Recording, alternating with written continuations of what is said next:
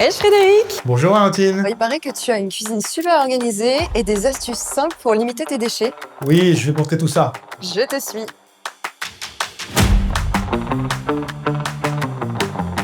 Je vais te montrer mon premier geste pour limiter les déchets. Alors, qu'est-ce que c'est? C'est un panier de fruits et des légumes. Tout ça, c'est en circuit court et sans emballage.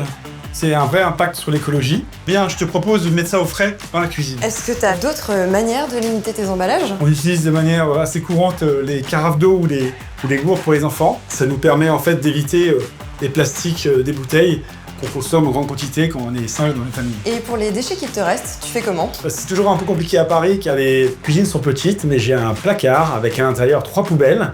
La première me sert à recycler tout le compost. La seconde, c'est la poubelle de tous les jours pour le tout venant. D'ailleurs, ma fille s'est trompée. Elle a mis une canette qui va dans la partie recyclage. Et là, c'est la poubelle recyclage. Dans celle-ci, on valorise un maximum les différentes matières, que ce soit le carton, le plastique, les opercules. On essaie de les séparer entre elles. Et comment ça t'est venu? Ça m'est venu par le monde professionnel. Mon entreprise est assez sensibilisée aux règles de recyclage. Donc ça m'a paru logique d'appliquer à la maison les règles qu'on applique dans son monde professionnel. Merci beaucoup Frédéric pour toutes ces belles idées. C'est vraiment des gestes qu'on peut tous adopter. À bientôt!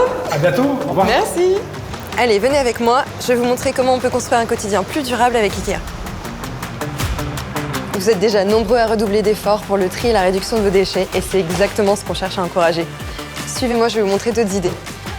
Pour vos déchets biodégradables et alimentaires, pensez à Pharmacvast. Elle est facile à utiliser, elle s'intègre parfaitement sur votre plan de travail et surtout, vous pouvez la transporter partout. Pour éviter les produits à usage unique, pensez à remplacer votre papier cuisson par des plaques réutilisables. Et dans le même esprit, vous pouvez utiliser des cloches alimentaires pour éviter le film étirable. On remplace aussi l'essuie-tout par des torchons ou des microfibres. Enfin, le dernier geste pour vraiment réduire ces emballages, c'est d'aller acheter en vrac.